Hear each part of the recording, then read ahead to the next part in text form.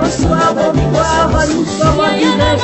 Il est présentement 18h, passé de 25 minutes, heure de Cologne, heure de Paris. Nous sommes en direct présentement pour notre émission spéciale Espérance, contre toute espérance.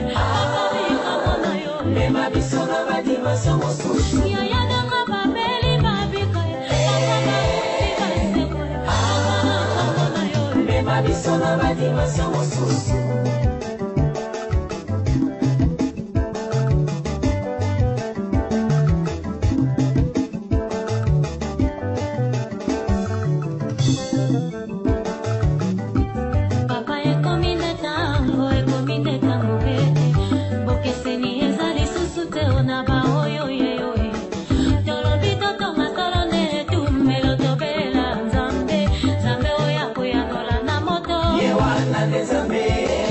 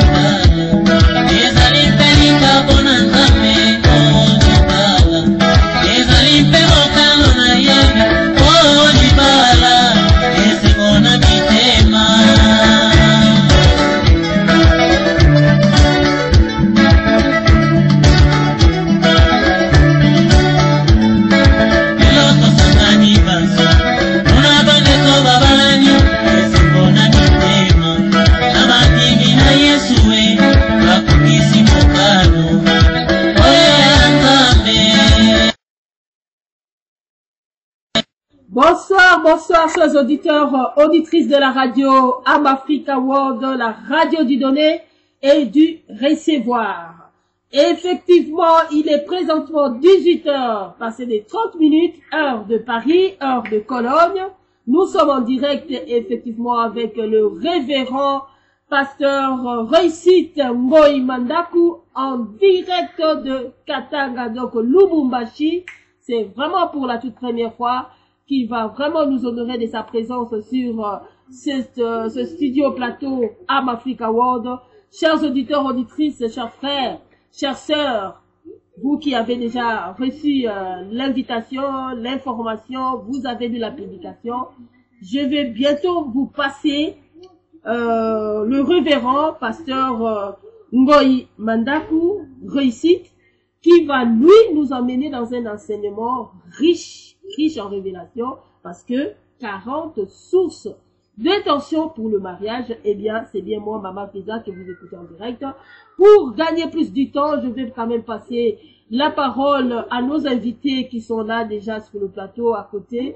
Ils sont à deux parce qu'ils vont vraiment faire l'émission à deux. Vous allez le découvrir. En attendant, je vais passer quand même la parole pour saluer si on m'attend vraiment là-bas, en direct de Lubumbashi. Oh, la magie de l'Internet, vous voyez. Et voilà, je vais passer la parole. Bonsoir, bonsoir, révérend pasteur Ngoi Mandaku. Bonsoir. Bonsoir, homme de Dieu. Vraiment, merci. Donc là, nos auditeurs vous ont attendu. Vous êtes bien là en direct. Et effectivement, vous n'êtes pas seul. Vous êtes aussi avec le journaliste. C'est le journaliste du ministère Joël, de révérend pasteur Ngoi Mandaku, qui est toujours là. Il est tout le temps à côté de lui. Il est journaliste de médias. Donc, lui, il sera là aussi pour les questions qu'ils vont préparer. Effectivement, chers auditeurs, on est bénis ce soir. Prenez vos cahiers, vos stylos. Soyez concentrés, faites même une courte prière pour que Dieu vous parle. Vous êtes mariés, vous êtes célibataires, vous tendez à vous marier, vous êtes fiancés, vous avez déjà vécu dans le mariage, ou vous vivez dans le mariage, mais vous avez des problèmes. 40 sources de tension dans le mariage. Dieu va nous bénir au travers de son serviteur. Voilà, quant à moi, je vais prendre pause et je vais passer finalement la parole à révérend pasteur Ngoi Mandaku. Mais en attendant, je vais quand même saluer le journaliste qui est à côté. Bonsoir, le journaliste. Bonsoir, merci. Confiance, nous disons que nous sommes à Lubumbashi, en République démocratique du Congo. Je m'appelle Jacques Abengele, journaliste attaché au ministère international La Génération Joël. Pour ce soir, nous allons partager ce thème qui va bénir beaucoup de gens, et nous disons merci et bonnes conditions d'écoute. Merci et bien entendu, bonnes conditions d'écoute à nos auditeurs, auditrices, frères, sœurs en Christ. Peu importe qui vous êtes, même si vous n'avez pas reçu Jésus, vous n'êtes pas chrétien, cet enseignement peut vous bénir. Et peut-être que ça serait l'occasion pour vous de recevoir Jésus ce soir, je ne sais pas. Donc, aujourd'hui, si vous attendez savoir, n'endurcissez pas votre cœur. Voilà le studio, nous vous passons la parole, chers journalistes. Je passe la parole au révérend pasteur Ngoi Mandaku, Réussite, qui va vraiment nous bénir ce soir. Chers auditeurs, la Bible dit, confiez-vous en l'Éternel, vous serez affermis, mais à ses serviteurs, vous réussirez. On a aujourd'hui le pasteur Réussite. Je pense que ça va vraiment vous amener à la réussite de votre mariage ou alors vous qui aspirez au mariage. Merci, Pasteur Ngoï Mandakou, je vous passe la parole. Le studio vous ramène le micro. Merci. Merci beaucoup, Maman Faisan. Merci à tous les auditeurs qui sont en train de nous suivre partout dans le monde à travers Amafrica Words. Alors, nous tenons seulement à partager avec vous la parole du Seigneur. Vous savez, il est écrit dans le livre d'Osée 4:6, « Mon peuple est détruit parce qu'il lui manque la connaissance ». C'est vrai que nous sommes à une époque où tout le monde veut se donner raison. Il n'y a personne qui a tort, mais hélas, les choses sont en train de se gâter au jour le jour. Aujourd'hui, j'aimerais que nous puissions partager, c'est un livre que je suis en train d'écrire, d'ici peu, il sera publié, c'est sur les 40 sources de tension dans le mariage. C'est une vision que le Seigneur m'a accordée sur le mariage. Nous sommes en train de nous rendre compte que même parmi les chrétiens, alors qu'il est écrit que nul donc ne sépare ce que Dieu a uni, mais malheureusement, nous nous rendons compte que et les mariés, et la famille, et les conjonctures, c'est-à-dire tous contribuent de manière à ce que les gens arrivent à se séparer. D'autant plus que le monde est en train d'aller vers la dérive. Mais pour ceux qui appartiennent à l'Éternel, notre Dieu les garde toujours. Alors, j'aimerais juste... peut-être vous êtes habitués à certains textes déjà de la Bible qui dit l'homme quittera son père et s'attachera à sa femme, quittera son père et sa mère, s'attachera à sa femme et les deux deviendront une seule chair. Ça, nous le connaissons en tant que chrétiens. La Bible dit que nul donc ne sépare pas ce que Dieu a uni. Mais je vous amène quelque chose de plus spécial dans cette affaire. C'est bien beau. Dieu ne veut pas que nous puissions avoir seulement des recommandations. Dieu aimerait nous assister dans toutes nos conditions de manière à ce que nous puissions produire le meilleur de nous-mêmes. Vous savez, on est habitué avec au 3e millénaire avec le thé instantané, café instantané, lait instantané. Mais malheureusement, les gens veulent aussi un mariage instantané. Ça n'existe pas. Vous savez, je vais vous donner juste un petit exemple. Un homme de 30 ans, il épouse une femme de 25 ans. Sachez que chaque personne de ces deux partenaires a un passé, a une éducation, a les études faites et a grandi dans une certaine conjoncture. Et il y a des choses qui sont dans son subconscient. C'est-à-dire que la fille, je donne un exemple, la fille a grandi dans une famille où le problème de ses parents se règle avec les coups. Et le garçon a grandi dans une famille où les parents, quand ils se querellent, ils règlent le problème avec les paroles.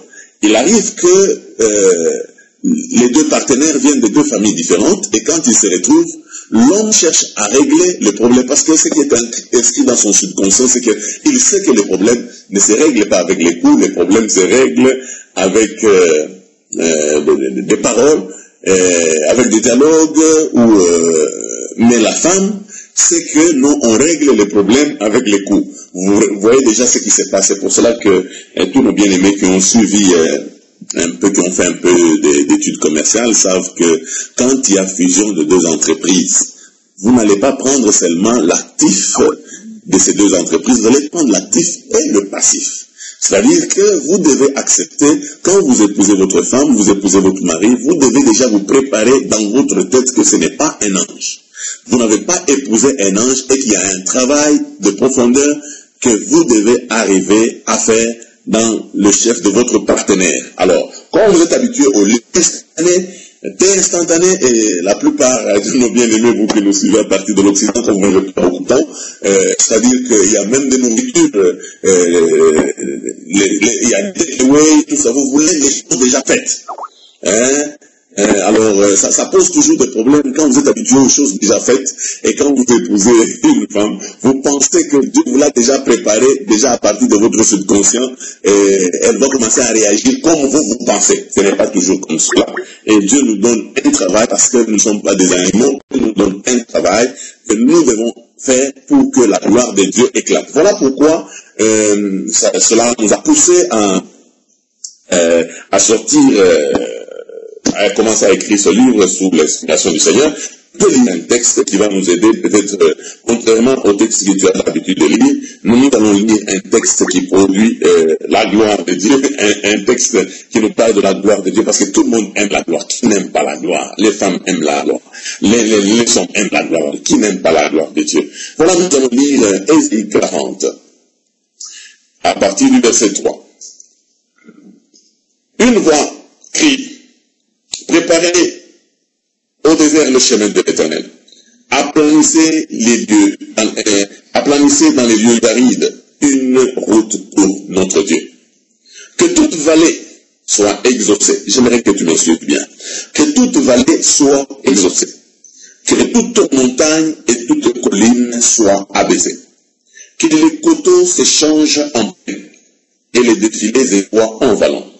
Alors la gloire de l'Éternel sera révélée. Oh, ça tient. C'est vraiment, quand on dit alors, ce n'est qu'une conséquence, c'est-à-dire que pour que la gloire de Dieu soit révélée, il faut que les montagnes et les collines soient abaissées. Il faut que les vallées soient exaucées. Il faut que tout lieu tortueux soit aplani. C'est alors que vous verrez la gloire de Dieu. Alors, c'est une chose très importante. Nous voulons la gloire de Dieu. Nous voulons rester ensemble. Ça veut dire, quand Dieu, lui, il dit, il n'est pas bon que l'homme soit seul. C'est-à-dire qu'il est bon que l'homme ait un partenaire. Mais d'où vient que, quand nous nous retrouvons à deux en tant que partenaires, nous trouvons qu'il n'y a pas de paix, il n'y a pas de joie qui nous accompagne. Qu'est-ce qui se passe? Et nous allons arriver à nous rendre compte qu'il y a des choses qui échappent à notre connaissance, qui font que les gens se retrouvent dans des pétrins, les gens se retrouvent dans beaucoup de problèmes, et comme en Europe, en Amérique, les gens décident seulement, comme les coups francs, de divorcer directement, ils n'ont pas besoin d'attendre habituel, l'instantané, café instantané, même un divorce instantané. Alors, je tenais à vous parler à propos de ce verset que je venais de lire ici. Bien aimé, là où tu es en train de me suivre, je veux te dire juste, je suis accompagné de notre bien-aimé frère Jacques Kabengele, qui va peut-être, il ne saura pas poser toutes les questions du monde, bon, d'autres vont nous écrire, mais Jacques Kabengele, c'est en train de poser certaines questions quand je vais terminer juste à expliquer, à introduire notre message aujourd'hui. Vous savez, il est arrivé que j'ai dû parler avec une dame, elle venait de quelque part, elle était dans une église, de fil en aiguille, elle était fixée, de fil en aiguille, ils se sont retrouvés mariés, Mais quelque chose m'a troublé, c'est qu'elle me dit le premier problème qu'ils ont eu dans leur foyer est celui-ci. C'est-à-dire, un jour, le mari, il a préparé un bon billet, il a donné à sa femme pour me dire, est-ce que tu peux me préparer, un déjeuner. La femme a préparé un déjeuner comme chez elle. Parce que la famille de la femme, ils avaient quand même un peu plus de moyens. Elle a fait vraiment une bonne dépense et la table était bien garnie. Mais quand l'homme est venu, parce qu'il venait d'une famille un peu pauvre, l'homme était surpris de constater que la femme avait dépensé tout cet argent juste pour le déjeuner, parce que l'homme venait d'une famille où le déjeuner c'est rien, c'est vous croquez quelque chose et c'est parti. Et l'homme était surpris, il était fâché. Les deux amoureux venaient d'avoir leur premier problème. Le mot était le même, déjeuner. Mais la plaquette dans nos têtes était différente. Chacun avait une référence sur le déjeuner. La femme avait son déjeuner, l'homme avait son déjeuner. C'est ainsi que quand vous lisez dans Ésaïe 58, le verset 5, la Bible déclare mes pensées ne sont pas vos pensées, mes voix ne sont pas vos voix. Tel le ciel est séparé de la terre, ainsi mes pensées et mes voix sont séparées des vôtres. C'est-à-dire qu'il arrive que même Dieu lui-même a des problèmes avec les hommes. Pourquoi? Parce que les hommes ne saisissent pas la pensée de Dieu. Dieu aimerait que les hommes émettent sur les mêmes ondes que lui. Quand Dieu dit « je te bénirai », il faut que tu émettes sur les mêmes ondes que Dieu pour savoir de quelle bénédiction il s'agit. Ce n'est pas à toi de définir la bénédiction de Dieu avec tes pensées d'homme. Parce qu'il est possible que tu définisses tes pensées dans un environnement quelconque. Alors que ce n'est pas ça Dieu. C'est la même chose avec Abraham. Abraham, Dieu lui a dit qu'il serait le père d'une multitude, mais lui, dans ses pensées avec sa femme, il a pensé qu'il ferait cette multitude en prenant sa servante. Pourquoi? Parce qu'ils étaient déjà vieux. Alors, je tiens à vous dire, bien-aimés dans le Seigneur, ici, nous ne sommes pas dans le cas d'Abraham, mais nous sommes dans le cas de bien-aimé ici dont je vous ai parlé, mais nous sommes en train de parler plus de 40 sources de tension dans le mariage. Et qu'est-ce qui se passe avec les 40 sources de tension dans le mariage? Aujourd'hui, je ne vais pas vous donner pratiquement, je suis en train d'introduire le message d'aujourd'hui. J'étais en train de faire une conférence, je crois, c'est le dimanche passé. Et le dimanche passé, je disais quelque part, je disais ceci, quand vous vous mariez, et que vous avez vos premiers problèmes, donc le jour où vous vous querellez, c'est un signe que vous commencez à réussir. Alors toute la salle a failli hurler, dit, mais c'est pas possible. Je dis oui. Le jour, quand vous êtes marié, peut-être ce qui vous a attiré, c'est la beauté, c'est la manière de parler, ainsi de suite, ou soit vous avez des appétits sexuels répétés, vous avez dit mon cours n'est pas péché, la Bible déclare que celui qui brûle, qui se marie. Mais vous vous mariez. Le premier jour où vous avez des différences, le premier jour où vous êtes différent, le premier jour où vous avez votre premier problème, je tiens à vous dire que ce n'est qu'une lampe témoin pour dire vous commencez à réussir. Alors là, il y a des gens qui vont me poser la question de savoir, vous commencez à réussir alors que vous êtes en train de vous quereller. Oui, c'est une lampe témoin qui démontre que vous êtes différent. Parce que jusque-là, chacun était en train de se tirer de son côté, mais là, à partir des problèmes que vous avez, vous allez vous rendre compte que vous êtes différent. Il nous est vraiment responsable d'enseigner au peuple de Dieu et de vous faire comprendre que nous devons apprendre à célébrer nos différences. La femme qui vient dans le mariage, ce n'est pas un être inclus dans l'homme. C'est un être qui a son histoire. C'est un être qui a une éducation. C'est un être qui a ses goûts. C'est un être qui a ses préférences. Et la Bible ne l'appelle pas, elle est incluse dans l'homme. La Bible dit, c'est ton aide semblable. C'est-à-dire qu'il y a des choses que tu ne sauras pas faire, elle va t'aider à le faire. C'est-à-dire que nous sommes hommes et femmes à l'image de Dieu. Alors, nous devons arriver à comprendre quelque chose. Mais il y a des gens, quand ils sont mariés, ils estiment que la femme est déjà toute faite, elle connaît tout. Ils estiment que l'homme connaît tout. Alors que l'homme ici a un passé. Vous savez, il est toujours possible que l'homme ait grandi dans des conditions peut-être de souffrance, et la femme également. Et l'homme veut récupérer son temps d'adolescence ou son temps d'amour avec sa mère, il veut le récupérer sur sa femme. Alors il se dit, non, quand je vais me marier, je serai vraiment le premier bébé, comme vous avez l'habitude de dire, baby boy, baby girl. Hein, c'est mon premier bébé. La femme également dit, non, en tout cas mon mari, en tout cas ce serait mon père. Je tiens à vous dire que votre mari n'est ni votre père, ni votre oncle, ni votre petit frère, ni votre grand frère. Votre mari a un rôle, il est votre mari. Votre femme n'est pas votre tante, n'est pas votre mère. C'est-à-dire que vous n'allez pas faire l'extension de vos souffrances ou l'extension de la maison des parents, votre maison. Non, vous devez faire attention. Et quand ces deux se marient, chacun se dit, dans le mariage, en tout cas, ma femme, en tout cas, va commencer à me bercer. La femme également s'est déjà préparée pour dire, mon mari va commencer à me bercer. Vous vous retrouvez un couple de bébés. Vous comprenez? Vous vous retrouvez maintenant un couple de bébés. Dès que vous avez un problème, vous commencez à pleurer parce que vous êtes des bébés. C'est pour cela que je tiens à vous dire que le mariage, ce n'est pas pour les irresponsables. Le mariage, c'est pour les gens matures. Le mariage, c'est pour les gens qui sont capables de serrer le cœur, de quitter les parents, son père et sa mère, et de s'attacher à leur femme. Pas pour des gens qui doivent rentrer à tout moment auprès de leurs parents pour aller chercher des conseils. C'est pour cela que nous tenons à vous dire que, d'ailleurs, quand vous avez vos premiers problèmes dans le couple, vous avez deux cerveaux, vous avez le Saint-Esprit au milieu de vous, il peut vous aider à régler les problèmes ensemble. Mais plus tard, nous allons vous montrer, parce que après les 40 sources de tension, nous allons prendre du temps, ce n'est pas seulement aujourd'hui, nous allons y aller étape après étape. Nous allons même aboutir à comment régler les conflits dans le mariage.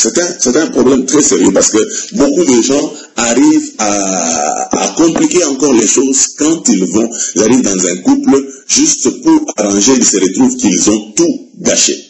Alors, aujourd'hui, chers auditeurs, je tiens à vous parler de quelque chose. C'est de ces deux personnes. Vous êtes mari, vous êtes femme. Vous n'êtes pas un ange. Votre femme, votre partenaire n'est pas un ange. Cherchez à savoir quels sont les atouts qui sont dans votre femme, quels sont les atouts qui sont dans votre mari. Aujourd'hui, vous ne voulez pas, n'évitons pas que la Bible dit que les forts supportent les faibles. Vous pouvez vous retrouver dans votre foyer, mais il arrive que vous avez des querelles. Alors, dans ces querelles, il y a ce que nous appelons les causes et les effets des causes. Les causes, nous pouvons arriver à les connaître quand elles sont vraiment exposées. Mais les effets des causes, parfois, vous pouvez arriver dans un foyer, vous retrouvez que non, deux personnes, les deux partenaires du couple ne s'entendent pas. Et pourquoi? Parce que l'homme est venu vous chercher, il dit non, ma femme a mal parlé, m'a parlé sans respect. Et vous commencez à traiter cette affaire par le non-respect de la femme à l'égard de son mari.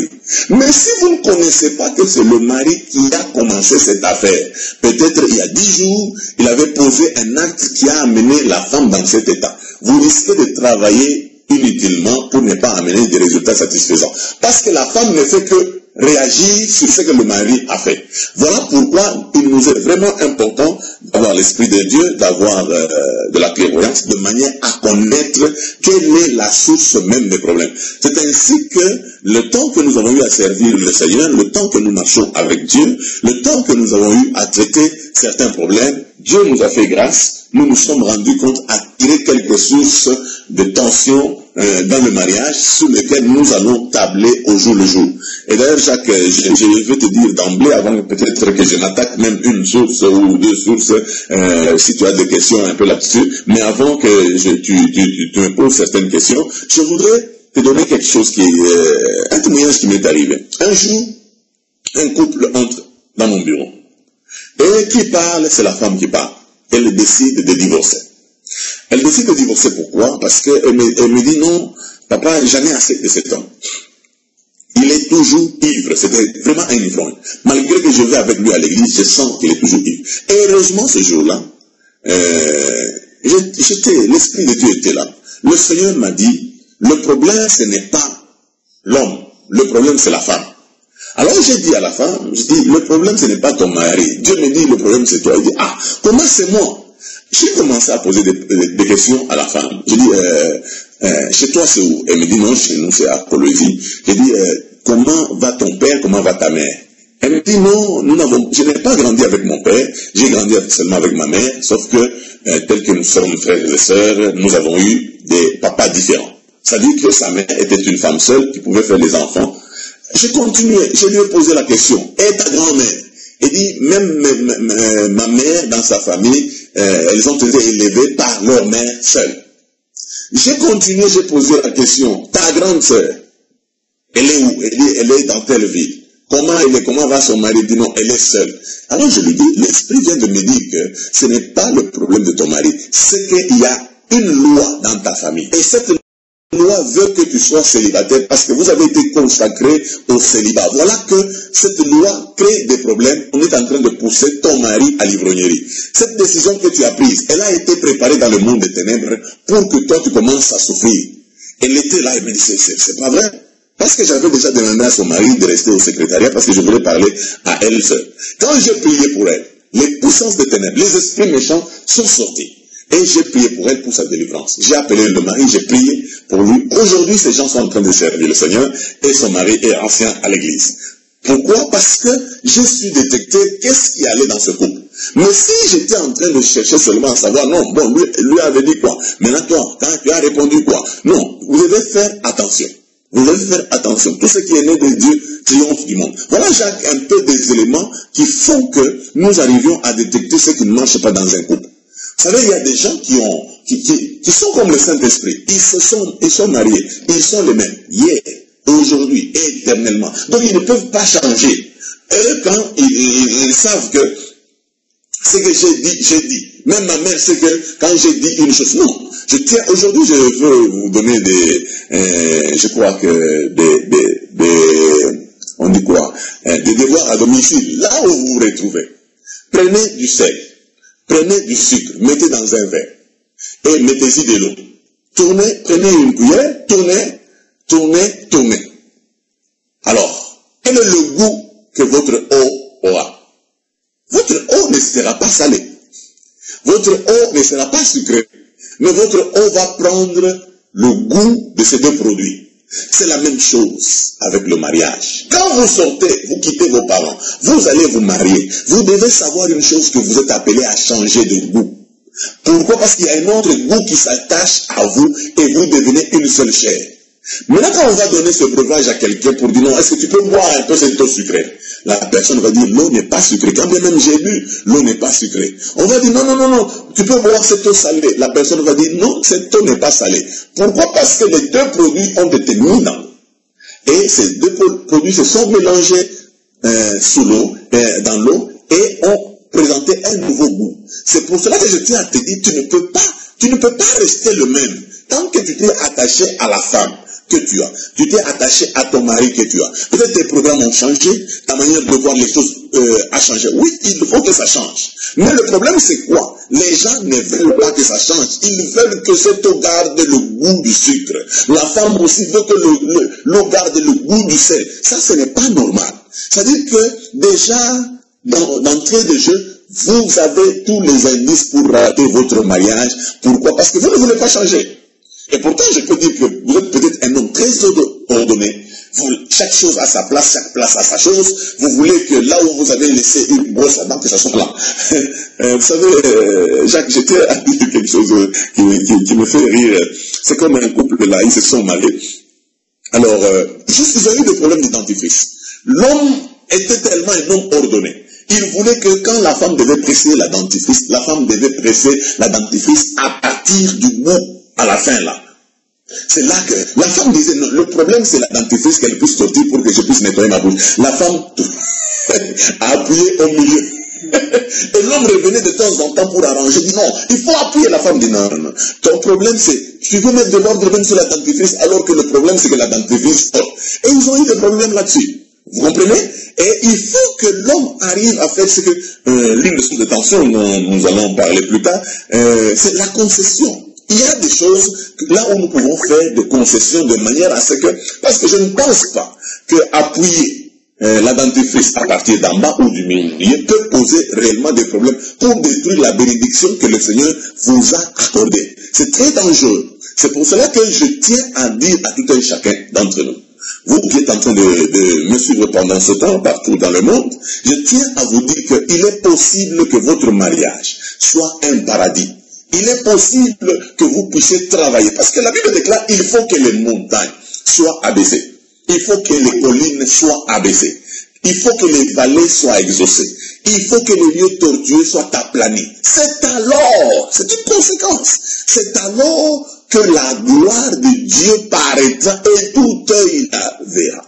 Alors, notre problème ici, c'est quoi? C'est que vous avez grandi peut-être dans des classes différentes. Il y a peut-être le mari a grandi dans une certaine opulence, la femme n'a pas peut-être grandi dans une certaine opulence, et il se pose un problème pour recadrer les choses. C'est-à-dire que quand vous dites I, la femme entend O. Parce que quand vous dites, vous pouvez vous retrouver peut-être, vous venez d'une famille où vous aimez beaucoup le restaurant, mais la femme aime la maison. Vous voulez sortir aller au restaurant, la femme estime que vous devez rester à la maison. Vous comprenez? Et ça peut poser des problèmes. Et il n'y a pas que ça. Il y a aussi les goûts. La femme a son goût, l'homme a son goût. Je crois qu'il est très important que nous puissions arriver à respecter les goûts quand même nous sommes une seule chair. J'ai une anecdote qui me fait souvent rire. Il y a un conseiller conjugal qui était en train de donner des conseils aux personnes qui allaient se marier. Alors il dit ceci: quand vous allez vous marier, arrêtez de commencer à dire chez moi. Ma maison, ma télé. Non, il faut commencer à dire notre télé, notre maison. Je rentre chez nous, dans notre maison. Chérie, est-ce que tu peux tourner un peu notre télé là? Pas toujours ma télé, mon portefeuille, non. Alors, l'un des étudiants qui étaient dans l'école de fiançailles, il a dit bon. Donc, quand ils sont mariés, il dit à sa femme, chérie, amène un peu notre jupe là. Je dis non. Quand bien même tout a été mis ensemble, c'est-à-dire il y a des choses qui resteront pour le mari et d'autres choses pour la femme. C'est-à-dire, vous n'avez pas dit amène un peu notre jupe là, non, la jupe c'est pour la femme, et l'homme a ses propres habits aussi. Donc vous comprenez un peu que quand bien même nous allons mettre tout ensemble, il y a quelque chose qui va se passer, c'est que il y a des choses qui vont rester. C'est-à-dire que la femme a un goût. Elle aime peut-être le foufou, c'est-à-dire le semoule. Mais l'homme aime beaucoup le riz. Et ils peuvent avoir des problèmes très sérieux sur ce point. Pourquoi? Parce que la femme veut que l'homme aime ses plats. Mais l'homme a d'autres goûts. Il faut que la femme arrive à comprendre que je ne suis pas obligé de discipliner le goût de mon mari, ou je ne suis pas obligé de discipliner le goût de ma femme. Ce qui lui fait du bien, c'est ça. Et d'ailleurs, l'amour sous-entend le service. La souffrance, c'est-à-dire souffrir pour votre prochain. Si vous aimez votre femme, vous allez faire de manière à ce qu'elle se sente à l'aise. Si elle aime le poulet avec le chili, le piment, il ne faut pas dire non. Moi, je n'aime pas sentir même l'odeur du piment, mais ça n'entre pas dans votre bouche. C'est elle qui veut le piment. Mais vous, si vous n'aimez pas le piment, vous ne pouvez pas créer de palabres là-dessus. Alors, je tiens à vous dire, bien aimé dans le Seigneur, c'est un peu ça qui allait m'aider à introduire peut-être Dieu aidant, je peux peut-être ouvrir avec quelques sources de tension. Jacques, je ne sais pas, avant que je ne continue, si tu as une question à poser. Merci beaucoup, révérend pasteur Récite. Nous sommes en train de continuer avec cette émission. Espérance contre toute espérance, où vous êtes en train de parler sur les sources de tension dans les couples. Mais les auditeurs qui nous suivent à travers le monde, pasteur, veulent un peu connaître les différentes sources. Est-ce qu'il y a des sources qui existent, qui sont palpables, qui sont à l'œil nu, qu'on peut d'abord détecter facilement avant d'entrer encore en profondeur de notre thème de ce soir? Oui, Jacques, il y a des sources. J'en ai déjà ici à 40.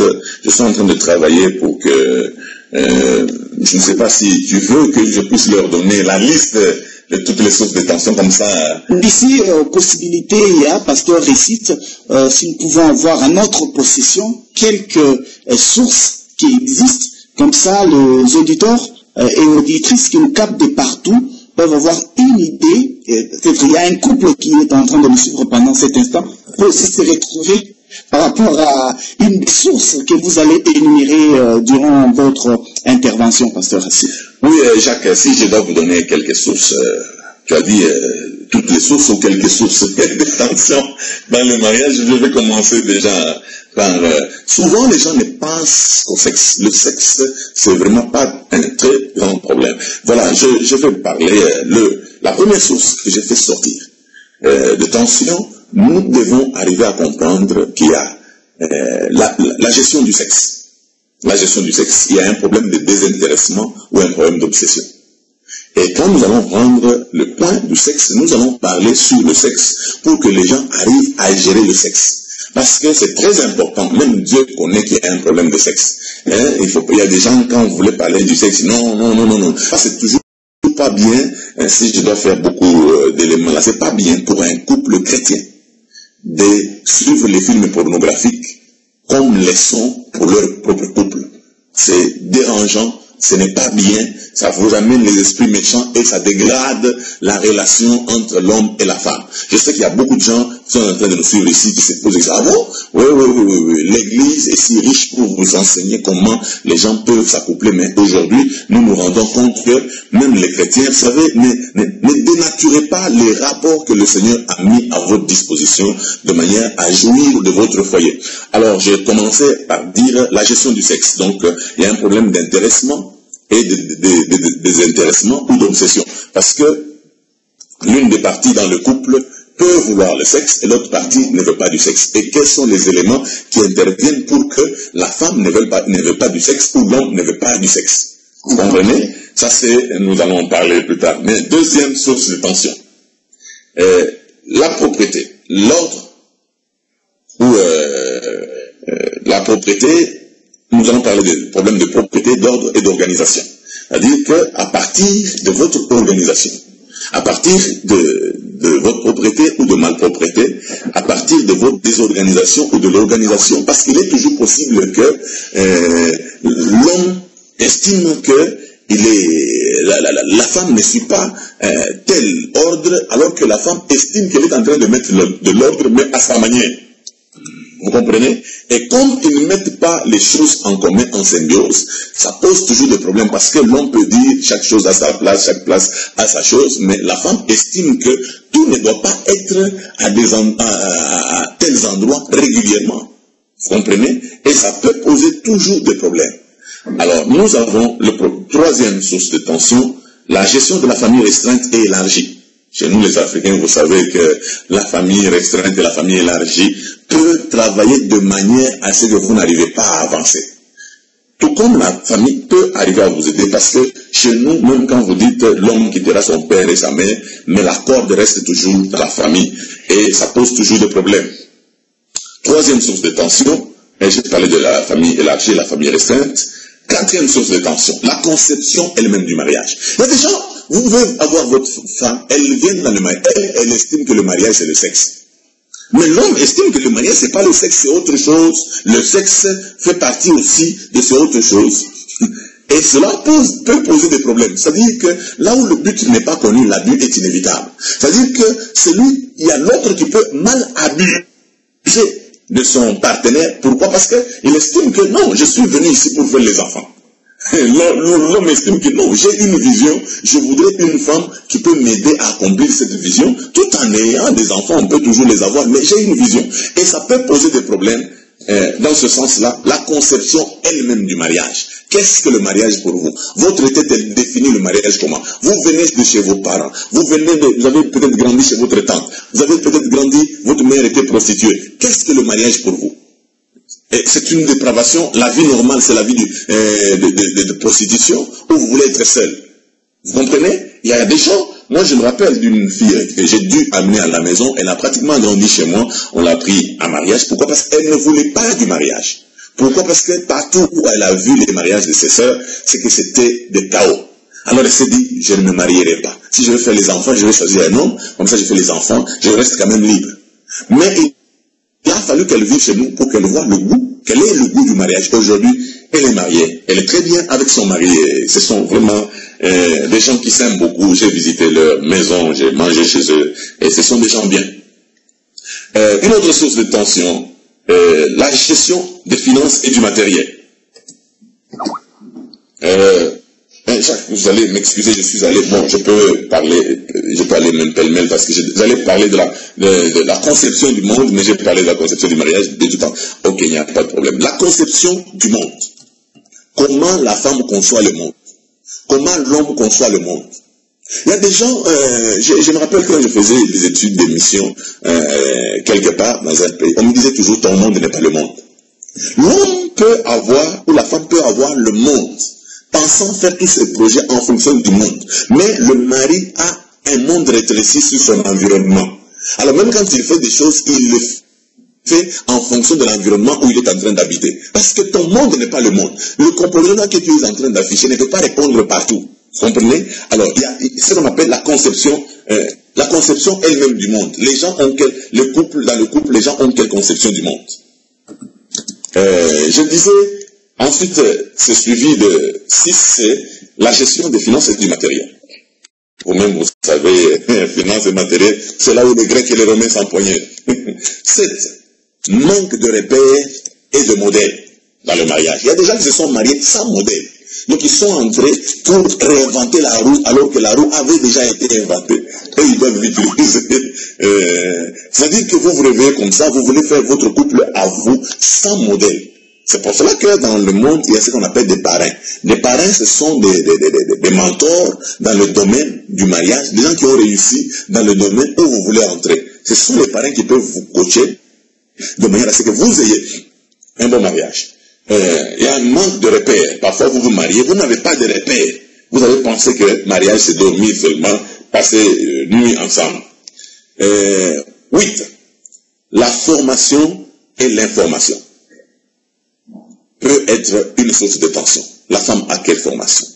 La femme est informée de quoi et n'est pas informée de quoi? L'homme est informé de quoi et n'est pas informé de quoi? Quelle est la formation que l'homme a? Alors, je parlais de 9, la non-compréhension de nos différences et de nos attitudes. Vous savez, il y a des gens dans nos maisons, je crois que j'ai reçu un couple d'un pasteur, c'est la femme qui était venue se plaindre pour que non, elle est un peu, chez nous on appelle casse-à-casse, elle est un peu très chaude, mais le mari est un peu mou, tout ça, il ne sait pas faire les affaires comme elle fait, même quand il lui laisse la responsabilité, mais le mari n'est pas vraiment aguerri dans cette affaire. Elle a parlé, vraiment elle s'attendait à ce que je dise paresseux. Mais elle était surprise à ce que je lui dise. Ma soeur, ton mari n'est pas toi. Vous êtes différents. Ce que vous devez faire, c'est que vous avez des aptitudes et votre mari a d'autres aptitudes que vous n'avez pas. Ce que vous devez faire, c'est faire un travail intrinsèque de manière à découvrir quelles sont vos aptitudes. Et quelles sont les aptitudes de votre mari. Et si vous connaissez ces aptitudes, n'hésitons pas, là où le but n'est pas connu, la but est inévitable. Ça veut dire que la femme, votre mari tel qu'il est, quand tu commences à le pousser vers le commerce, tu es en train d'abuser de lui parce que ce n'est pas ça ses aptitudes. Et il vivra toujours en échec. Et comme il vivra en échec, il posera toujours des problèmes et le couple risque de vivre l'époque du vinaigre. Nous avons le 10e point, la présence ou l'absence des enfants. Ça peut poser des problèmes. Il y a des gens qui ont des problèmes dans le mariage. Ce n'est pas parce qu'il y a des problèmes, et ce n'est pas parce qu'ils ont des enfants, mais il y en a aussi qui ont des enfants qui ont des problèmes et d'autres qui n'ont pas d'enfants, ils cherchent des enfants qui ont des problèmes. Ça peut être une source de tension. Le jour où nous allons en parler, nous allons entrer en profondeur et nous en parlerons suffisamment. Le tribalisme et le féminisme, je les mets les ismes ensemble, ces deux ismes ensemble, de manière à ce que les gens arrivent à comprendre. Parce que je dis toujours que moi je ne crois pas dans l'émancipation de la femme. Oh non, la femme est émancipée. Je crois que la femme doit occuper sa place qui a toujours été vide. Vous comprenez? C'est-à-dire qu'il y a une place qui a toujours été vide, c'est cette place que la femme doit occuper. Mais malheureusement, les gens comprennent que être émancipé, c'est prendre la place de l'homme. Parfois, on les explique à tort et à travers. Il y a des gens qui sacrifient un rapport, le rapport de mariage, mais ils y mettent le tribalisme, le racisme, le régionalisme. Ça peut vous poser des problèmes. Ça peut vous poser des problèmes. Le racisme, ainsi de suite.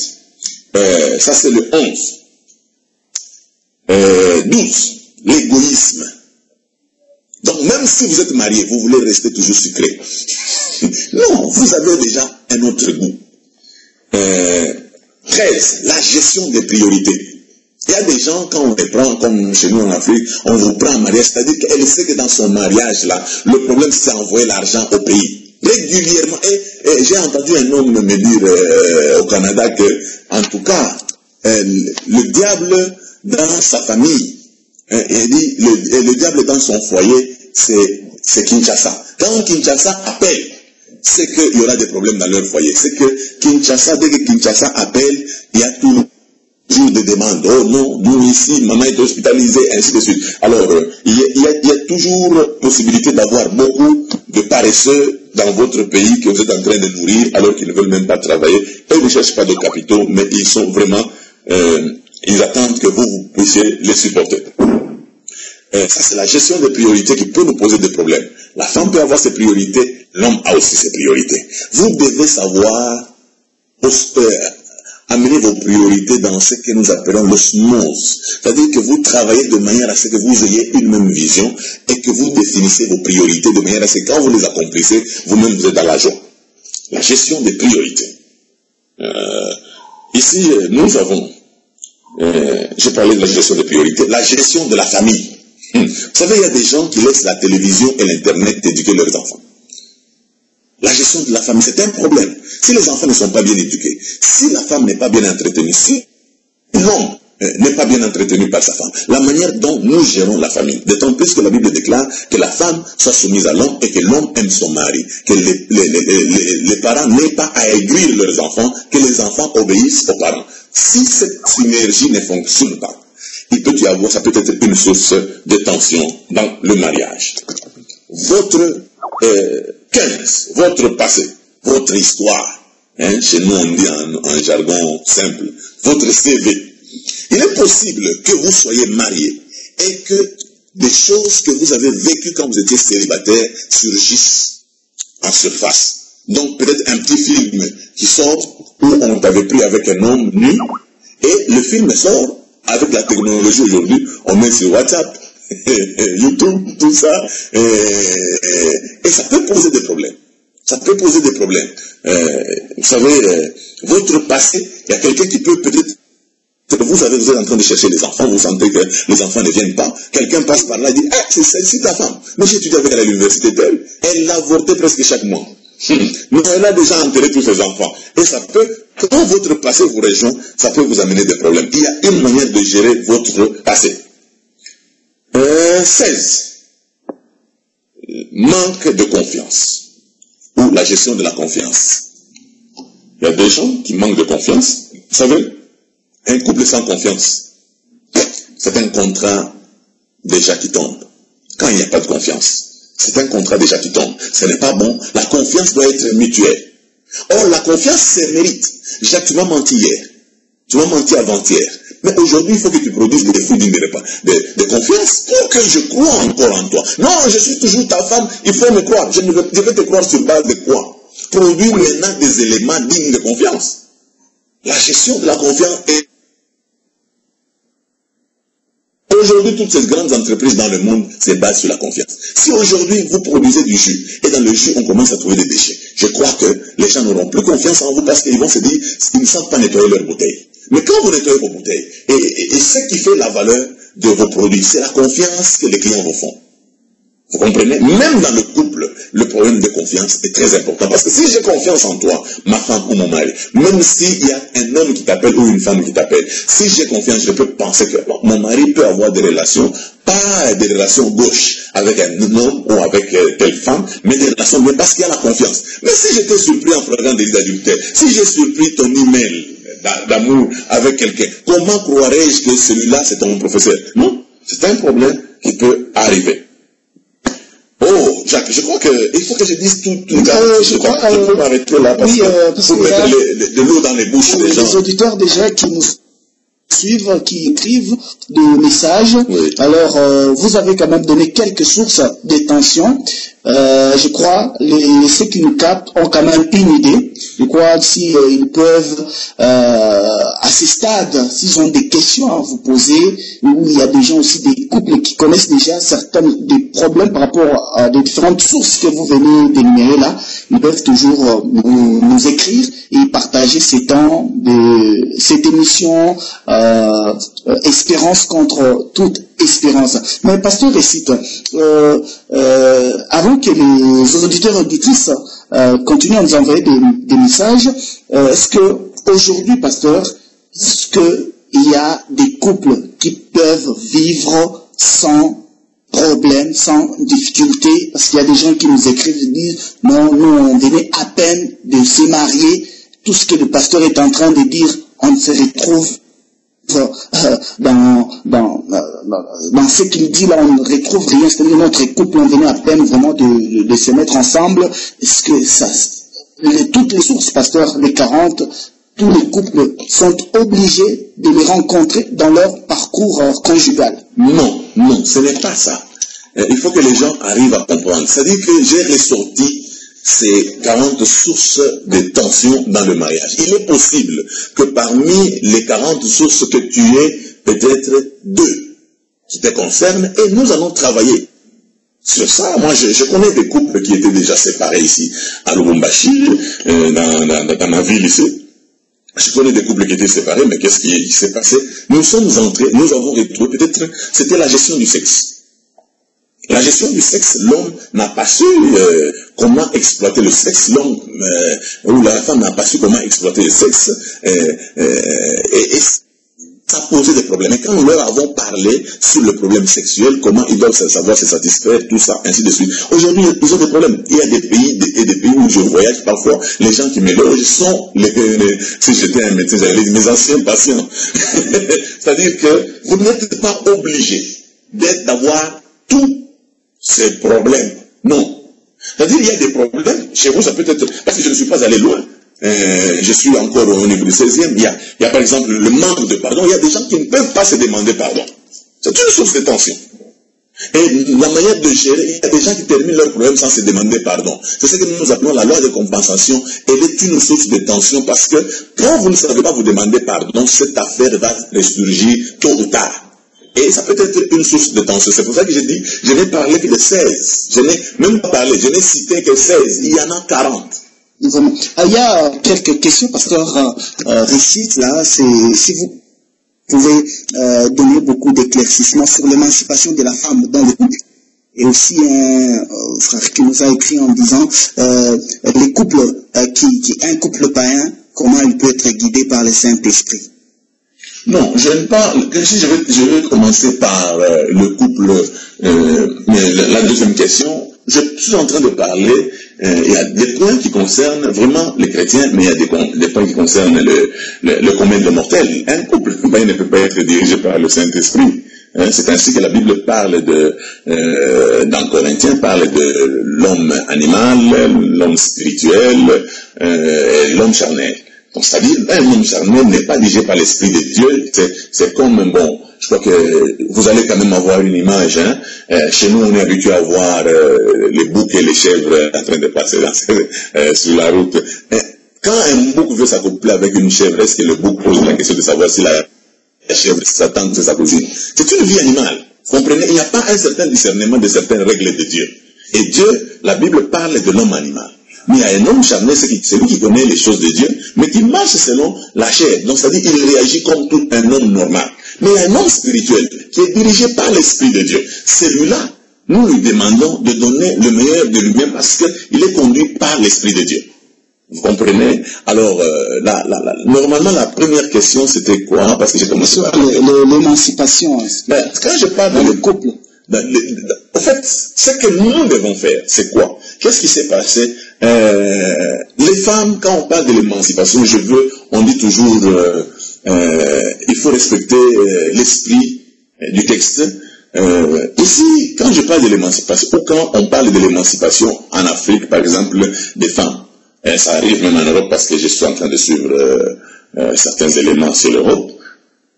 Mais ça arrive pourquoi? Parce que qu'est-ce qui s'est passé? C'est-à-dire que même quand bien même la Bible déclare que la femme soit soumise à l'homme et que l'homme aime sa femme, les deux doivent être une seule chair.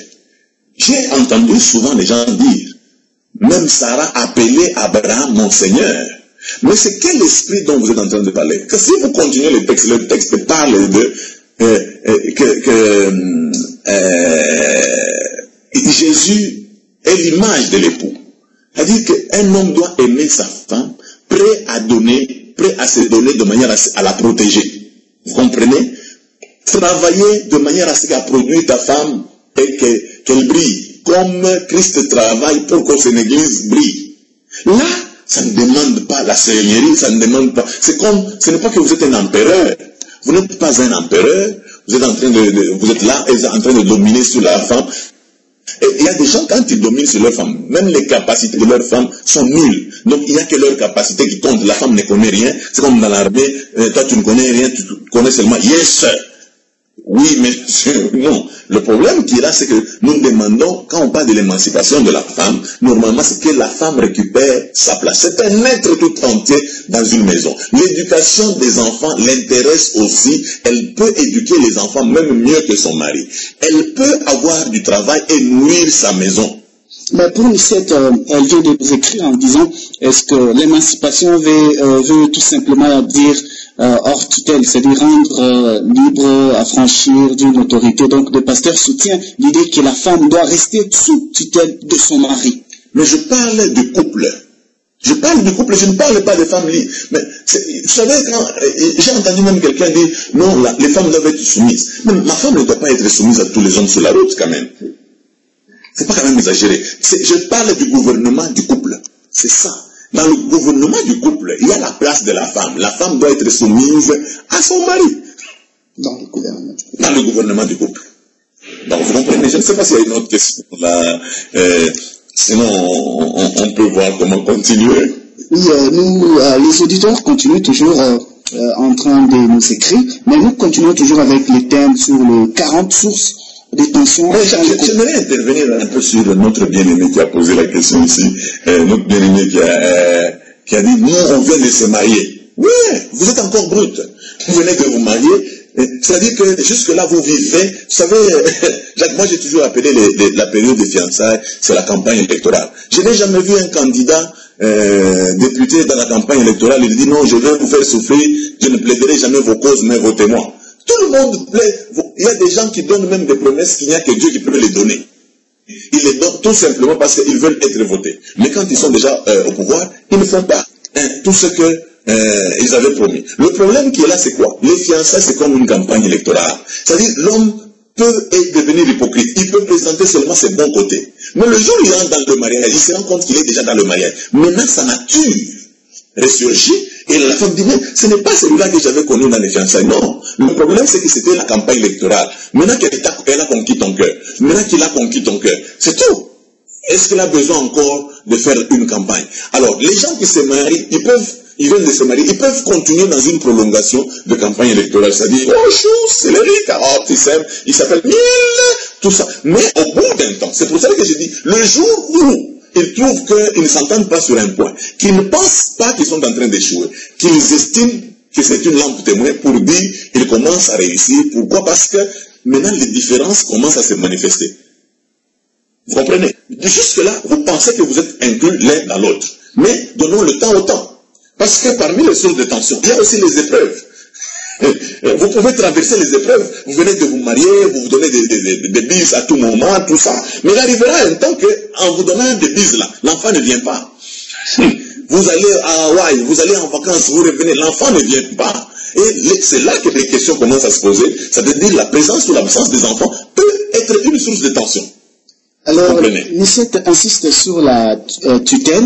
On ne sait pas si c'est la tutelle des parents ou du mari, parce que l'une des malédictions prononcées par Dieu était tes désirs se porteront à ton mari. Donc, dans les couples, oui, la soumission d'accord, mais pas la tutelle.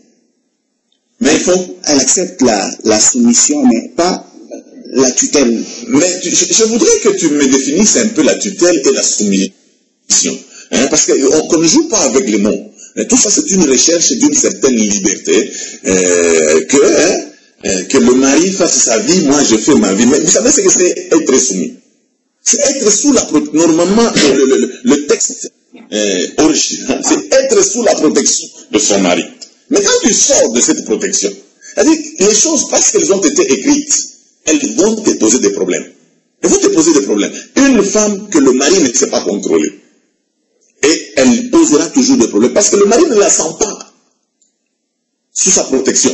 Vous comprenez? Et ça peut poser des problèmes. C'est ainsi qu'il faut que nous arrivions à comprendre comment les choses doivent se passer. Peut-être le modernisme peut nous amener certaines choses, mais nous le payons très cher. Non, je crois que l'idée, son idée était elle est vraiment mariée, mais si elle veut se détendre, elle veut être dans ses états avec ses amis, elle peut facilement quitter son foyer pour aller passer un peu de l'air. Je crois dans cette optique-là. Je ne parle pas d'esclavage que tu es dans un enclos, tu ne peux pas te réjouir. Non, moi je ne peux pas accepter en tant que pasteur qu'une femme peut-être dans son foyer décide d'aller prendre un autre homme pour dire non, j'ai senti que j'avais besoin de prendre un autre homme parce que je suis habitué à une même sauce, il faut que je change de sauce. Non, ce n'est pas ça.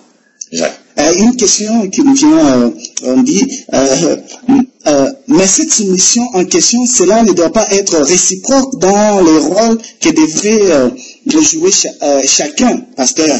Non. Moi, je suis en train de parler de la parole de Dieu ici. C'est la femme qui doit être soumise. Et l'homme, Dieu lui a dit d'aimer sa femme. Vous comprenez? Et c'est impératif. Marie, aimez vos femmes. C'est impératif. Pourquoi? Parce que l'homme, de nature, il a un cœur vagabond. Et Dieu lui donne l'ordre d'aimer sa femme. Vous savez, les femmes, parfois, quand vous épousez une femme, parfois elles sont pimpantes, peut-être elle est svelte, elle attire encore. Un enfant, deux enfants, et puis l'âge, même les véhicules, Jacques, peuvent entrer se dégrade au fil des années, et l'homme, quand il commence à regarder, les yeux commencent à chercher encore des fraîches. Et Dieu dit non, non, non, non, non, non. Marie, aime ta femme. Tu comprends? Et quand chacun va jouer son rôle, je crois que vous allez voir que vous allez évoluer sans problème majeur, et s'il y a des problèmes mineurs, vous pouvez les régler à l'amiable, parce que c'est un contrat d'amour, ce n'est pas un contrat d'affaires. Mais pasteur, une question encore, si l'homme n'est pas responsable, la femme peut-elle continuer à être soumise? Le problème qui est là, quand la Bible dit que être soumise reste être soumise. C'est-à-dire l'homme est irresponsable comment? Il faut que, parce que quand on parle de l'irresponsabilité, c'est vague. Hein? C'est vague. C'est-à-dire que l'homme n'assume pas, parce que nous avons donné l'exemple d'Abraham qui prenait soin de sa femme. Mais il est possible que la femme aussi n'assume pas. L'homme va arrêter d'aimer sa femme. Hein? Mais ne vivons pas une vie d'animal. C'est-à-dire que quand on nous pousse à gauche, nous allons à gauche. Non. C'est-à-dire que Dieu nous a mis des garde-fous de manière à ce que nous puissions arriver à honorer sa parole. Vous savez, le fait de se soumettre, il est possible que la femme gagne son mari à Christ. Il est possible que la femme gagne le mari à la raison. Il est possible.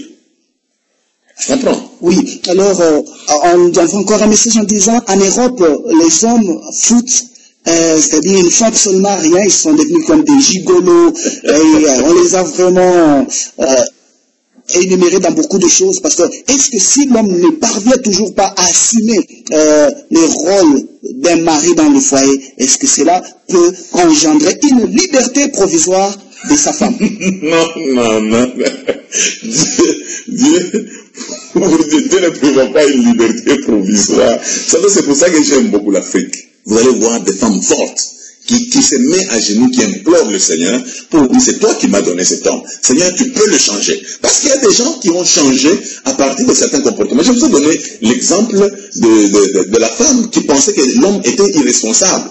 Alors que la source de ces problèmes qui amenait l'homme à être irresponsable venait de la famille, de la femme.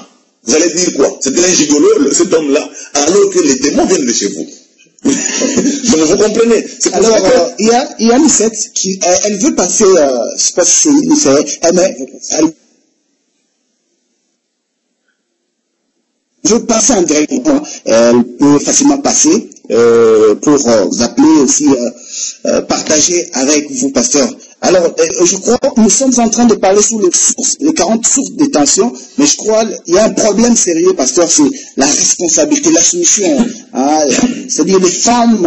Vous savez, là où il y a des lois, c'est qu'on sous-entend que les gens veulent aller au-delà des garde-fous. Vous comprenez? C'est-à-dire que vous ne pouvez pas, parce que votre mari est un impudique, vous permettre aussi d'être impudique. Pourquoi? Parce que lui aussi, il se prostitue, moi aussi je me prostitue. Ce n'est pas ça.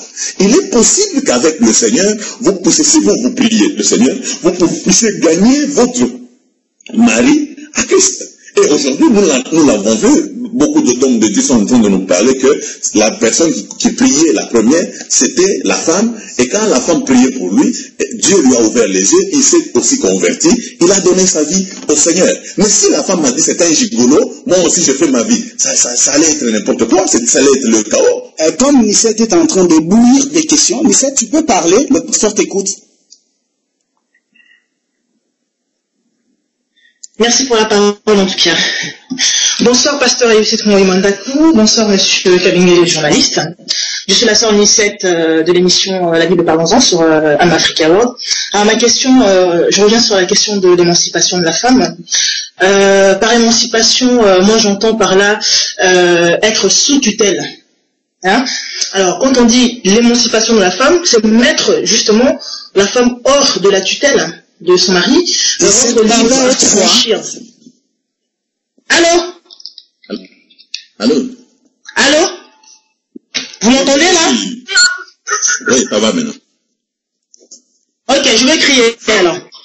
Merci. Okay. Alors, par émancipation, moi j'entends par là juste mettre hors de la tutelle, au fait. C'est juste que la femme, elle n'est pas sous tutelle de son mari. Enfin, juste question financière, peut-être. La femme, elle est libre, financièrement parlant. Elle est émancipée. Alors, soumission, pour moi, c'est autre chose. C'est plus l'obéissance.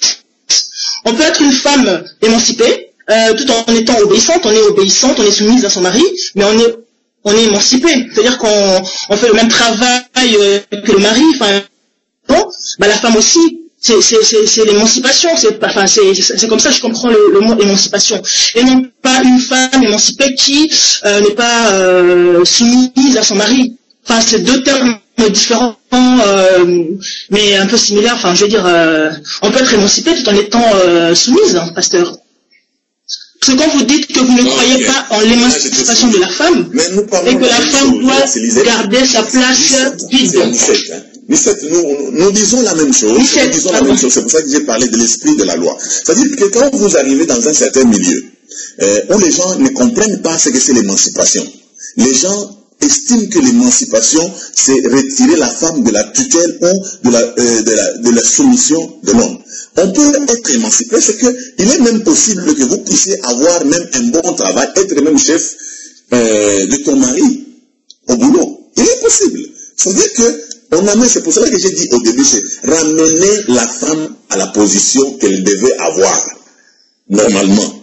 Mais ce n'est pas ramener la femme à prendre la position de l'homme, comme d'autres personnes le pensent à tort ici en Afrique. Nous disons presque la même chose. Alors, pasteur, une question encore, on me pose.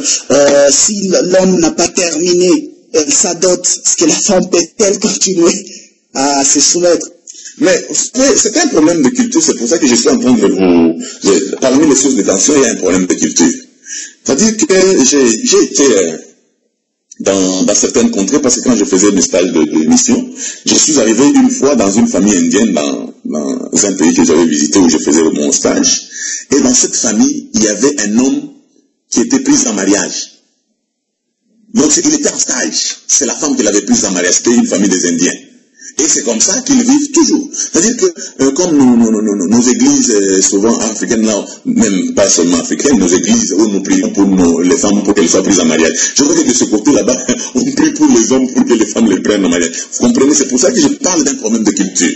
Il y a des cultures où il n'y a pas de dot. Comme nous le pensons chez nous en Afrique, il faut donner quelque chose. C'est ainsi qu'un de mes amis, lui c'était un occidental, il me disait toujours, vous dominez vos femmes parce que vous avez l'impression de les acheter. De les acheter parce que quand vous travaillez beaucoup, vous payez la dot, vous avez l'impression de l'acheter. Même la famille, elle fixe la dot. Non, vous savez, elle a étudié, et d'ailleurs, elle a terminé, elle est médecin en Allemagne. Vous allez la prendre comme ça. C'est pour ça que nous avons demandé 14 000 $ de dot. Donc on demande en fonction de la qualité de la femme. Comme pour dire, vous êtes en train d'acheter cette marchandise. Alors quand les gens parlent de la dot, par exemple, est-ce qu'il y a des contraires? Par exemple, moi je connais des tribus ici chez nous, on dit que la dot ne se termine jamais. Et que le mariage, la belle famille, c'est la poubelle. Donc chaque fois que tu as quelque chose, tu viendras y jeter. Vous comprenez? Alors, nous donnons la dot pas parce que seulement Dieu veut la dot. Nous donnons la dot pour faire la paix dans une certaine culture. Mais dans la culture où il n'y a pas de dot, nous n'avons pas besoin de donner la dot. Mais là où quelqu'un n'a pas encore terminé la dot, je crois que pour être en paix avec tout le monde, je crois qu'il est convenable que vous puissiez travailler afin de terminer la dot. Ne devez à personne si ce n'est de vous aimer les uns les autres. Pasteur, vous avez parlé d'un élément, la conception du mariage. Je crois que c'est aussi un élément qui fait qu'aujourd'hui, dans cette mission, pasteur, que les gens puissent parler d'un problème de la soumission. Parce que si, au niveau de la conception du mariage, il y a déjà la définition elle est mauvaise. Alors je crois même la soumission sera un problème dans un couple. Mais Jacques, je vais en parler en profondeur, c'est parce qu'on m'a arrêté un peu avec les questions, mais quand nous allons commencer à prendre élément après élément, c'est la sœur Nicette. Nicette m'a précédé déjà dans cette affaire. Il y a des hommes qui estiment que la conception elle-même du mariage, c'est que la femme n'a aucun droit. Tout ce que la femme, même quand elle doit tousser, elle doit demander la permission au mari pour tousser.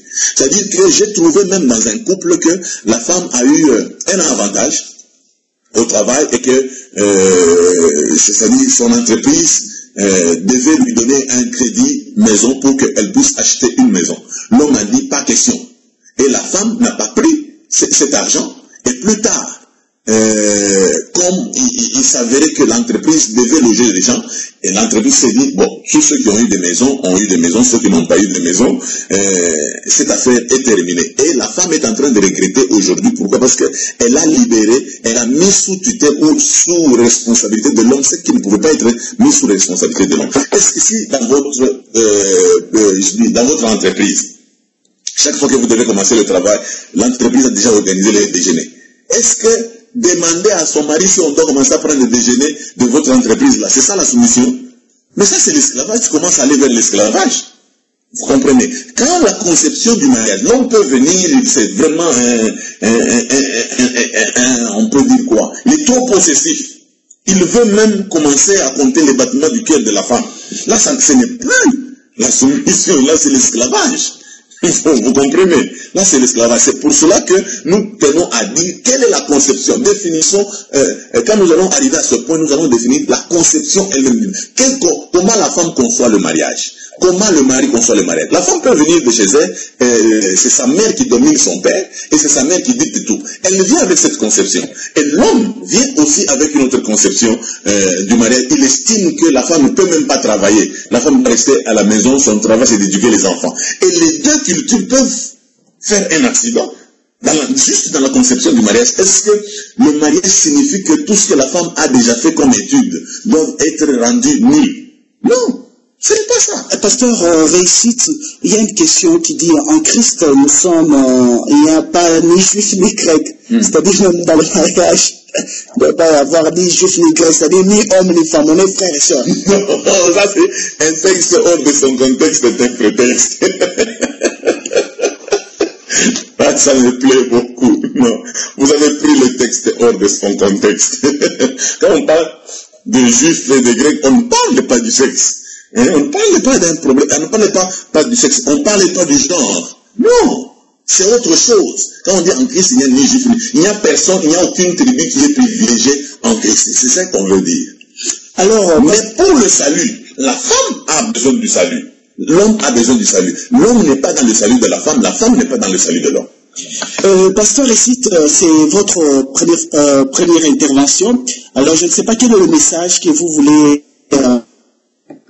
transmettre à tous les internautes, à tous les auditeurs et auditrices qui nous suivent de partout, votre message de la fin, pour vous donner encore l'opportunité de préparer la bonne matière qu'on aura toujours à partager avec des milliers d'auditeurs qui nous suivent de partout. Ok. Ce que je veux dire, quand vous vous mariez, Jacques, le mariage entre deux personnes, et quand je suis en train de parler de mariage entre deux personnes, c'est de sexes différents. C'est-à-dire l'homme et la femme. Moi, je ne suis pas encore dans vos histoires-là de mariage pour tous, ça, ce sont des bêtises. Je suis en train de parler de l'homme et de la femme. Et quand vous vous mariez, sachez qu'il est possible que des petits problèmes surgissent. Des problèmes mineurs. Mais Dieu peut vous donner la capacité. Et l'information que vous avez, vous pouvez avoir la capacité de résoudre ces problèmes. Et vous pouvez les résoudre et avancer. Parce que vous savez, souvent quand les gens veulent divorcer, ils ne pensent pas aux enfants, ils pensent à eux. Je ne me sens pas bien, je ne suis pas à l'aise avec elle. Quand elle s'approche là, je l'étouffe. C'est toujours je. Ça c'est un langage du diable. Toujours je sens que, non. Est-ce que tu sais que tu as des responsabilités et que ces enfants n'ont pas demandé de naître? Et demain, ils seront privés d'une affection paternelle et maternelle. Ils seront privés de cette unité-là à cause de tes besoins égoïstes. Il faut être quand même responsable. Jacques, je suis en train de travailler même dans l'éducation des enfants, je me suis rendu compte. Les enfants qui viennent des couples unis et qui s'entendent, ce sont des produits qui sont une bénédiction pour cette nation que pour le monde. Mais les enfants des parents séparés, souvent même quand on dit non, on a vu l'autre à étudier. Étudier ne signifie pas que vous êtes un enfant équilibré. Le reste de la vie finit par nous montrer qu'un enfant équilibré peut devenir un problème pour la société. Et J'ai entendu quelqu'un, j'étais en train de suivre un message, quelqu'un qui disait, quand il est arrivé en prison, il a posé la question à la plupart des prisonniers, comment ils ont grandi. Peu de gens ont grandi avec les parents unis. Peu. Aujourd'hui, je tiens à dire seulement à tous nos auditeurs qui sont en train de nous suivre que nous allons continuer la liste la fois prochaine. Nous allons continuer à discuter s'il y a des questions à poser. Je crois que dans notre radio, vous pouvez toujours nous préparer ces questions. Prochainement, on en parlera. Mais le message que je tiens à vous dire, que je ne suis pas venu favoriser les divorces. Je suis un anti-divorce parce que le divorce n'est pas toujours une solution. Il est possible que vous puissiez travailler sur le caractère de votre mari, sur le caractère de votre femme. Il est possible que vous ayez des déficits et que votre partenaire vous aide à combler les déficits, vous aide à combler les vallées.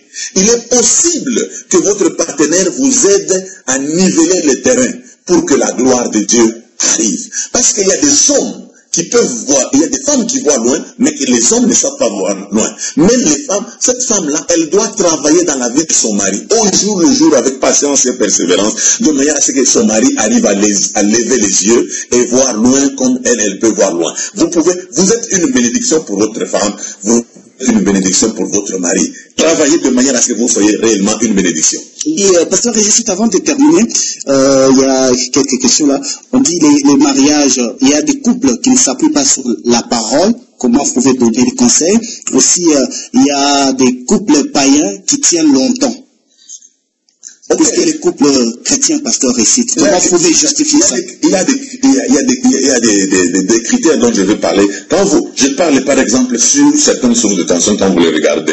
Vous allez vous rendre compte que certaines sources de tension ne sont pas tellement, comme les gens aiment le dire, dans la Bible. Par exemple, la gestion des priorités. Vous n'allez pas me dire que c'est vraiment ancré dans la Bible, ça ne concerne pas les païens. Il y a des principes qui régissent le monde. Vous savez, je dis toujours, quand un païen, il met la sémence, il l'arrose, il respecte les principes de Dieu, il respecte le principe de la sémaille, cette sémence va pousser.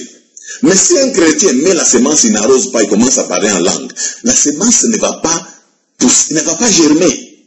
Pourquoi? Parce que le chrétien n'a pas respecté les principes de vie que le Seigneur a déjà établis, que Dieu a déjà établis dans le monde. Si un homme, un papa, un homme couche avec sa fille peut tomber enceinte. Pourquoi? Parce que Dieu, dans les principes, il a déjà mis que la sémence de l'homme, quand elle entre dans la femme, quelle que soit la femme, même si c'est sa mère, chez le chef coutumier que nous voyons, la femme peut tomber enceinte.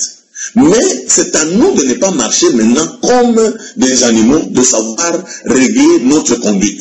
C'est pour cela que je dis qu'il y a des choses, ceux qui vont nous suivre, il n'y a pas que des chrétiens, mais par contre, il y a des points qui vont concerner seulement la vie chrétienne. Il y a des gens, il y a des points qui vont concerner la marche, la clairvoyance, l'intelligence, la bonne manière de faire les choses. Oui, je crois qu'il y a aussi d'autres questions de certaines sources qu'on n'a pas touchées sur si l'homme et la femme ne partagent pas la même église.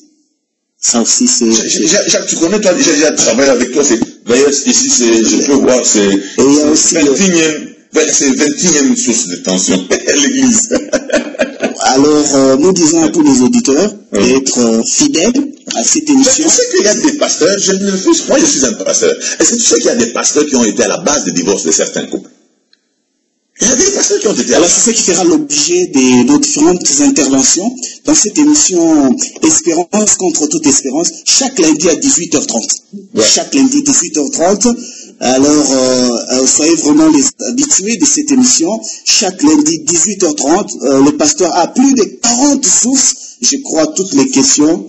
Vous allez vraiment... Et le livre, je vais l'écrire de manière à ce que même ici, quand je fais les émissions, et les musulmans, et les Bahaïs, il y en a qui trouvent vraiment leur compte.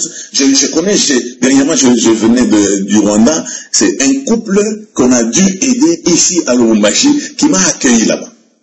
Vous comprenez? Parmi les sources de tension, je ne veux pas citer la source de tension qui les avait troublés, mais nous avons travaillé. Aujourd'hui, c'est un couple bien. Ce sont eux qui m'ont logé au Rwanda quand j'ai visité le Rwanda. C'est pour vous dire qu'il y a... D'ailleurs, quand on commencera à parler des sources de tension, nous aurons aussi certains témoignages et qui étaient vraiment peut-être sur la falaise et qui étaient désespérés. et qui ont retrouvé leur bon sens. C'est pour cela que notre émission s'appelle, Jacques, Espérance contre toute espérance. Chaque lundi, 18h30. Merci. Et pasteur Récite, mais merci parce que vous avez accepté d'intervenir et de partager votre connaissance avec tous les internautes, les auditeurs et auditrices.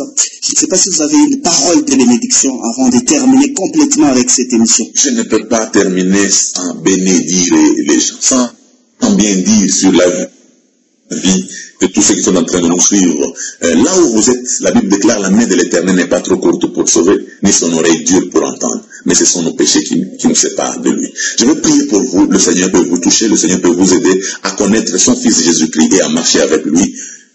Père éternel, nous te bénissons, nous te louons et nous te rendons multiples actions de grâce parce que tu es Dieu. Tu restes Dieu d'éternité en éternité. C'est toi qui as créé l'homme. C'est toi qui as créé la femme. C'est toi qui as inventé, si nous pouvons dire, qui a créé le mariage, Seigneur. Tu nous donnes le prospectus sur le mariage. Nous voulons que nos bien-aimés soient guéris, soient restaurés, de manière à ce que les couples stables soient de plus en plus nombreux pendant que l'ennemi est en train d'attaquer le couple. Seigneur, nous te bénissons, nous te louons et nous te rendons multiples actions de grâce. Que ton nom seul soit béni. Tous ceux qui nous suivent partout dans le monde, jusqu'aux extrémités de la terre, Seigneur, bénis. Assistez-les, que leurs oreilles soient bénies, que leur cœur soit béni, que toutes leurs entreprises soient bénies, que ton nom seul soit glorifié. Seigneur, tous ces hommes-là qui sont irresponsables, qu'on peut appeler gigolo, je ne sais pas quoi, Seigneur, que les écailles tombent de leurs yeux et qu'ils voient comme toi tu voudrais qu'ils puissent arriver à voir et qu'ils soient responsables et que ton nom seul soit glorifié. Tu es Dieu, tu restes Dieu d'éternité en éternité. Aide tous ceux qui sont en train de nous suivre de manière à arranger leur vie au lieu de voir la poutre qui est dans l'œil de leur prochain et de voir la paille qui est dans leur prochain et de négliger la poutre qui est dans la leur. Que ton nom seul soit béni d'éternité en éternité. Tu es Dieu dans le nom merveilleux de Jésus. Amen. Merci beaucoup, amis auditeurs et auditrices. Vous avez été si nombreux à être fidèles à cette émission. Vous allez vous habituer chaque lundi à 18h30, Espérance contre toute espérance, animée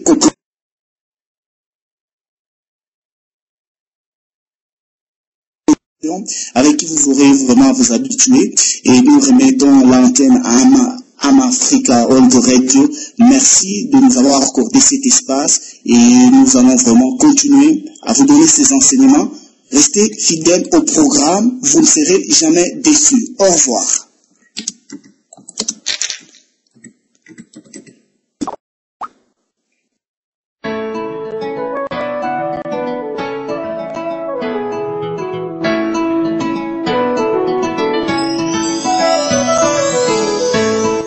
Bandeli moninga Zambe asala kilola Aiko sala mokili Asali mbisi na mai Aiko sala nzete Asala jamu na eva Maman, c'était en ce moment Libala e bandaki Nedeniye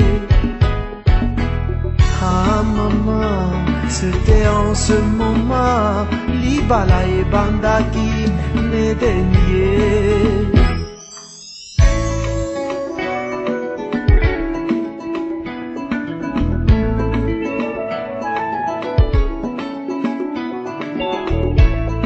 Libala moninga ezali puya lolendo te na libala solo batala kabizaleli banga babokilo feto sala semeki na yo perdino zala gentil kisi alibala e botosie mama perdino zala gentil kisi ala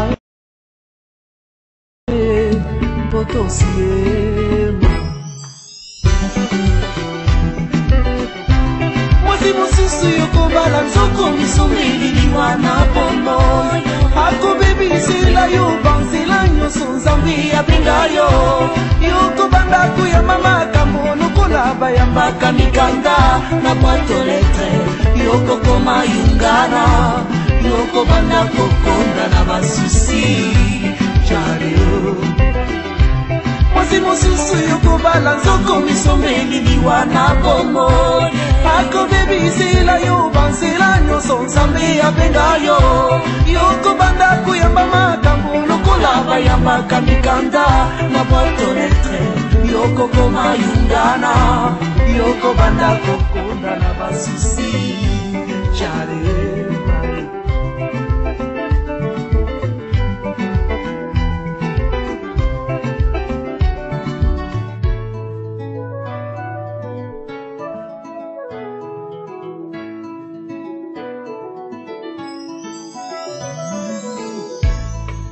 Fiancé à Liboso, en tout cas il m'a dessus.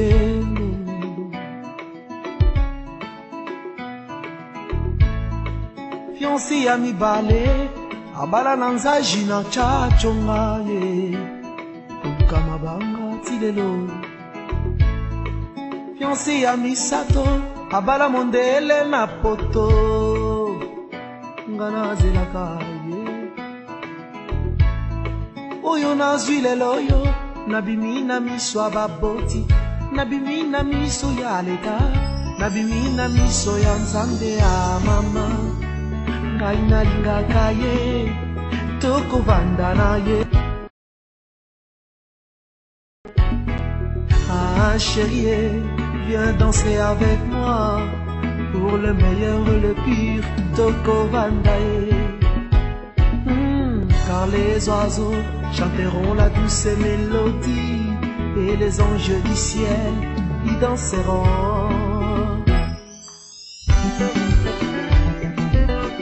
Yolola qui libelle moi la photo, patine la qui au photo. Okoye bibi valilipe, monata kumonate. Bobo saraki, patinda ki bilili, abomba ki oyaye, bizale lima.